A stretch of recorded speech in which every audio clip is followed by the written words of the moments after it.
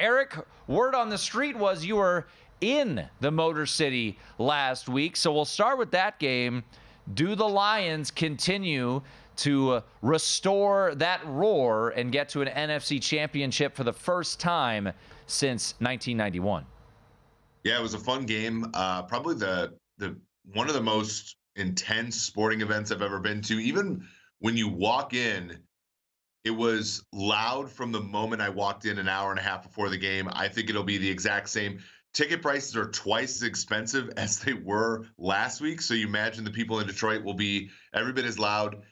I make the game, 6.25. So it's kind of right on where the number is right now. It got bet up to 6.5. It's getting bet back down. A lot of people like Tampa. Where I'm looking here, because of how down the field Baker Mayfield is, one of the league leaders in down the field attempts and efficiency, I'm looking at over in this game. I like the Tampa Bay Bucs to at least challenge the Detroit Lions down the field, and I like the Detroit Lions to be efficient, both running the football and through the air, through the play action passing game with Jared Goff, Amon-Ra St. Brown. I think Sam Laporta looked better than a lot of us believed he would last week. And I think that translates into production this week where it wasn't really productive last week. So you say like the over is 50 playable or 49.5? Where would be the cutoff point playing this game? I think 50 is I would say 50.5 is right where you want to go. 48.5 is obviously, long gone and where a lot of people played it, but I would say 50.5 is right exactly where the cutoff point is. All right, so I wanted to go to Green Bay and San Francisco. Obviously, 49ers about a 9.5-point favorite, 50.5 the total across the board here. So I'm really of a belief, Eric, that I think that the 49ers are going to have a lot of success. I'm not really buying into the defensive turnaround of Green Bay over the last few weeks, and I think time to prepare will allow them to do what they want offensively. Total touchdowns for San Francisco, I think, is a play. You can go over 3.5. The 49ers think are live on the spread, but what do you make of this, and what did you make this number? Yeah, I mean, last week, Jordan Love was, 5 of 5 for like 129 and a touchdown, throwing over 10 yards to the middle of the field between the hash marks. That's right where Fred Warner, the all-world linebacker for the San Francisco 49ers, resides. So, I think the Packers' offense is awesome. I think that what they've been able to do with a patchwork offensive line, with young receivers, with Aaron Jones coming back from injury, has been incredibly impressive. But the problem is they're going to have to keep up. And if they didn't have those 2 turnovers early in the game on Dak Prescott, the interception by Jair Alexander early, at the shadow of the end, at Dallas's goal line, as well as the pick 6 later in the game, the margin of victory wouldn't have been as big, right? Dallas did move the ball pretty easily on Green Bay most of the game. I think San Francisco is going to move the ball even easier on the Green Bay. And so, yeah, I don't know. I make this game 9.5, so I'm right on the number. So I can't necessarily advise a bet on San Francisco ATS, but I can't also, tell people to go rush to back Green Bay after a bunch of impressive performances just because, I think we forget, and we have amnesia. We'll talk about it, I think, later on the Ravens as well. When Super Wildcard Weekend was 6 games, I think the last 3 years, we get amnesia about the 2 teams now that get buys, increasingly so now in the NFL playoffs. The Ravens and the 49ers are going to be tough outs. And we forget about them in the NFL playoffs nowadays. Yeah, no better example of that, Eric, than I don't know if you saw Adam Rank tweet out the NFL Network selections for all of their anchors.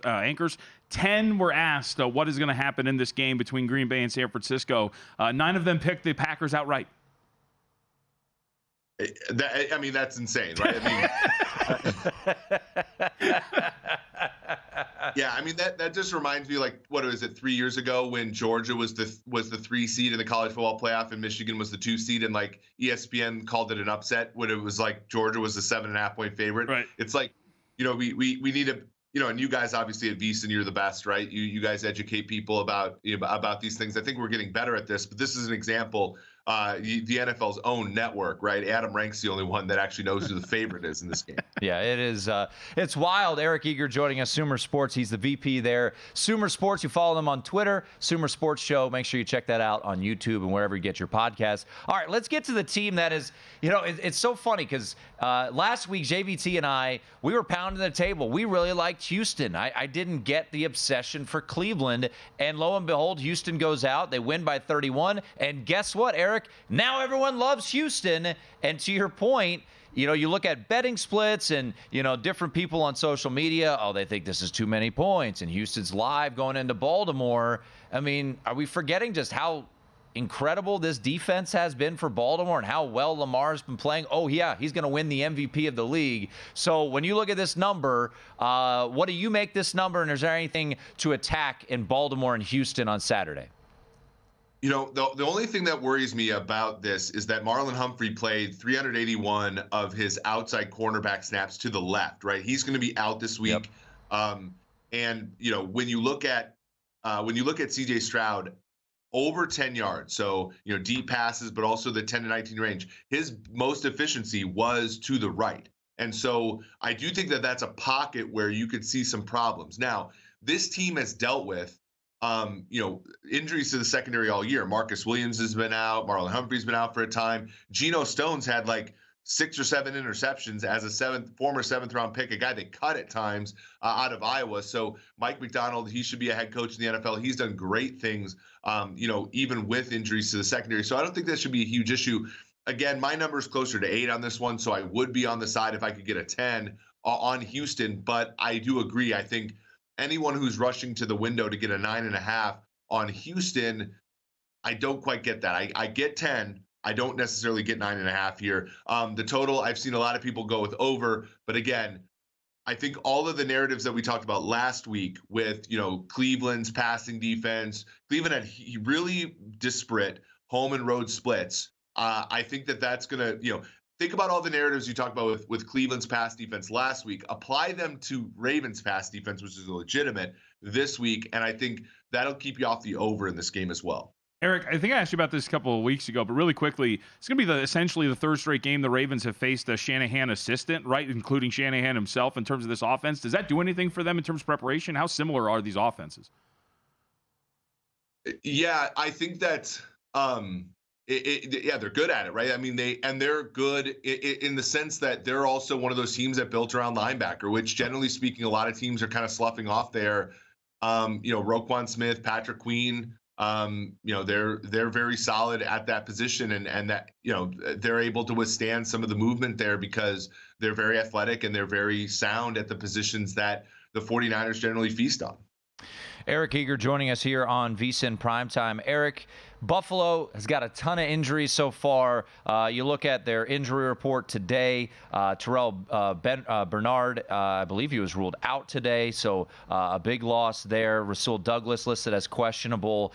I liked the Bills initially, but, man, defensively, they got a whole lot of injuries they're dealing with. How do you look at Sunday night there in Orchard Park?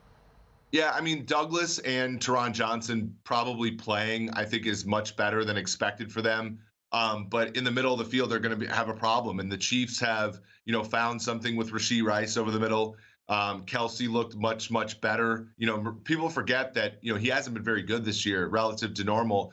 People forget that he had a knee injury in week 1 and he kind of rushed back. He hasn't been that great all year.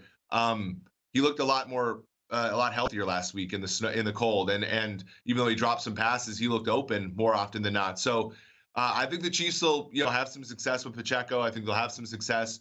On the other side of the ball, no Gabe Davis. And Khalil Shakir has come on. He's actually had similar statistics as Stephon Diggs since week 8 or the last 8 weeks. And so, but the Chiefs secondary has been terrific. So as long as the Chiefs play a clean game, they're the worst team in the NFL left in penalty differential EPA and turnover differential EPA.